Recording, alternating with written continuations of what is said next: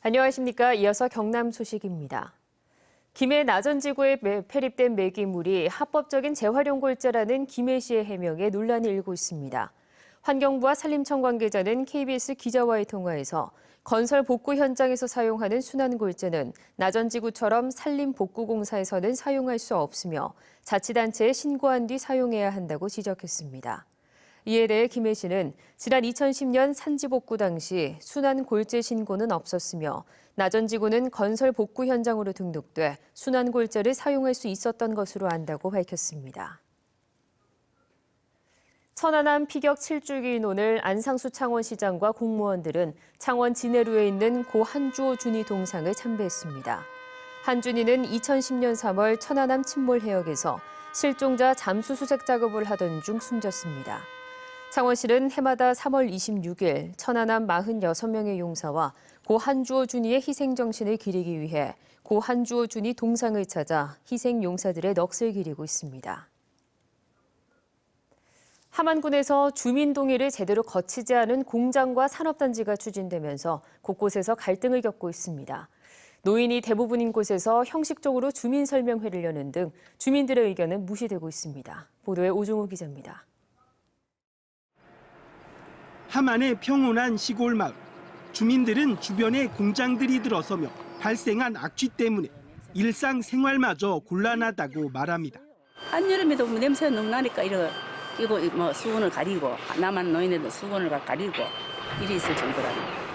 공장들이 들어선 뒤 주민들은 뇌종양과 눈병 등 각종 질환에 시달리는데 바로 옆에 산업단지가 추가 조성되자 공포감마저 느끼고 있습니다. 문제는 산단 조성에서 꼭 거쳐야 하는 주민 설명회가 형식적이었다는 점. 주민들은 설명회 안내 게시문 하나 없어 실제 참석한 거주 주민은 고작 4명. 대부분 개최 사실조차 몰랐습니다. 함안군은 절차를 지켰다고 해명합니다.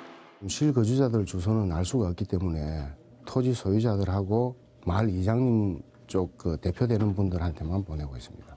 함안의 또 다른 마을 주민들은 레미콘 공장 추진에 반발하고 있습니다. 공장 주변 300m 이내 주택이 전혀 없다는 사실과 다른 자료로 심의가 통과됐다고 주장합니다. 전국 어디를 보나 맨 소재지에 그것도 중심지에 레미콘 회사가 들어온다는 건 정말 있을 수 없는 일입니다.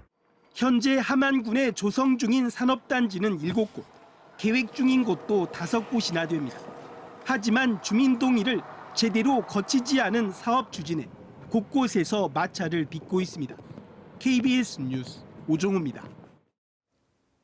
창원시와 스페인 마리나 전문기업이 추진하는 마산 해양신도시 요트 계류장 시설이 절반으로 축소됐습니다.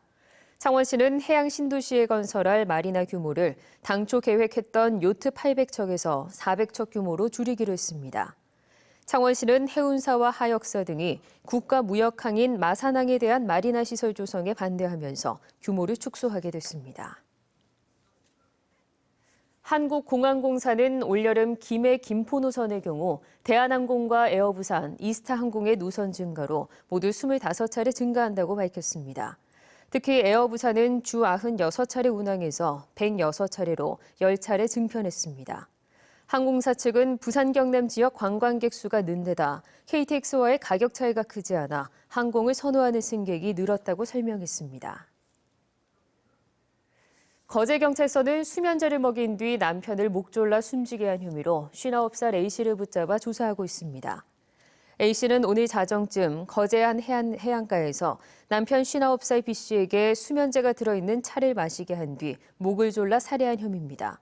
부인 B씨는 범행 직후 스스로 목숨을 끊으려고 했지만 신고를 받고 출동한 경찰에 검거됐습니다.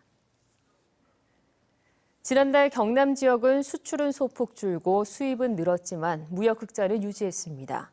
관세청은 지난달 경남의 수출액은 38억 1천만 달러로 지난해 2월보다 1% 줄었으며 수입은 14억 7천만 달러로 13.8% 늘었다고 밝혔습니다. 이에 따라 무역 수지는 23억 4천만 달러 흑자를 기록했지만 흑자 폭은 지난해 2월보다 8.5% 줄었습니다. 정부와 채권단의 신규자금 지원을 전제로 내세운 채무 재조정을 위해 대우조선해양의 사채권자 지폐를 소집합니다. 대우조선은 다음 달 17일부터 이틀 동안 서울 사무소에서 만기 회사채와 기업어음 등 1조 5천억 원의 출자 전환과 만기 연장을 위한 사채권자 집회를 개최하기로 했습니다. 대우조선해양이 신규자금 2조 9천억 원을 지원받기 위해서는 국민연금 등 사채권자들의 채무조정 합의가 있어야 합니다.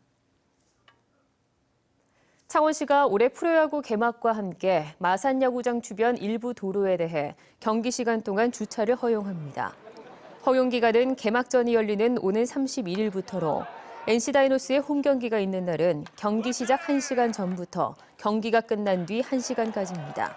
하지만 운동장 동문에서 정문 구간은 주차 차량으로 인한 정체가 예상돼 불법 주차 차량을 단속하기로 했습니다. 지금까지 경남 소식이었습니다.